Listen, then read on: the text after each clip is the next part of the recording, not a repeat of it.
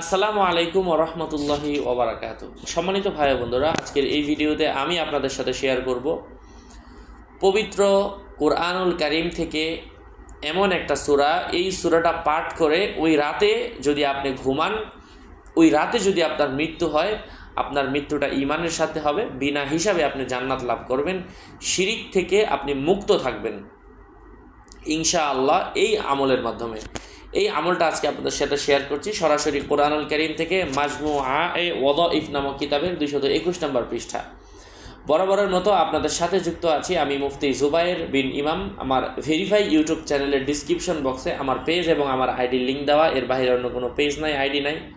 আমার নাম আর ছবি থাকলে ওইটা আমি না, প্রত্যেকটা ভিডিওতে আমি সাবধান করি, সতর্ক করি। বারবার বলার পরেও সাবধান না হলে এর দায়ভার কিন্তু কোনোভাবেই আমি নিচ্ছি না। যাই হোক ভাই ও বন্ধুরা, ডিসক্রিপশন বক্সে ক্লিক করলে এই পেজ আসবে। যাই হোক, আমরা মূল আমলটা শুরু করি। যে সূরার কথা বলছিলাম এটা অন্য কোনো সূরা না, সূরাতুল কাফিরুন 30 নম্বর পারার মধ্যে এসেছে। এই সূরাটা আমরা অনেকেই জানি। কুল ইয়া আইয়ুহাল কাফিরুন লা আ'বুদু মা তা'বুদুন, এই হচ্ছে সূরা কাফিরুন। এবং এরপরে আরও দু একটা আয়াত আছে, আপনারা পড়বেন। এ বিষয়ে হাদিসের মধ্যে এসেছে, হযরত আনাস রাদিয়াল্লাহু তাআলা আনহু থেকে বর্ণিত, রাসূল সাল্লাল্লাহু আলাইহি ওয়াসাল্লাম বলেছেন, সূরা কাফিরুন সওয়াবের দিক থেকে কোরআনের 1/4 সমান। কোরআনুল কারীমকে যদি 4 ভাগ করা হয়, সেই 4 ভাগের 1 ভাগ হচ্ছে এই সূরা কাফিরুন। অর্থাৎ সূরা কাফিরুন 4 বার পড়লে 1 খতম কোরআন পড়ার সমপরিমাণ সওয়াব আল্লাহ পাক আমলনামায় দান করেন।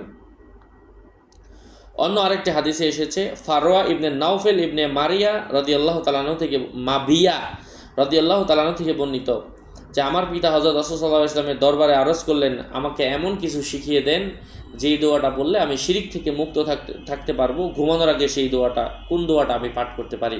রাসূল সাল্লাল্লাহু আলাইহি ওয়াসাল্লামের কাছে যাওয়ার পর রাসূল সাল্লাল্লাহু আলাইহি ওয়াসাল্লাম তাকে বললেন, তুমি ঘুমানোর আগে প্রত্যেকদিন একবার করে, মাত্র কমপক্ষে একবার করে ওযু করে ঘুমাবে এবং তুমি সূরা কাফিরুন পাঠ করে ঘুমিয়ে যাবে।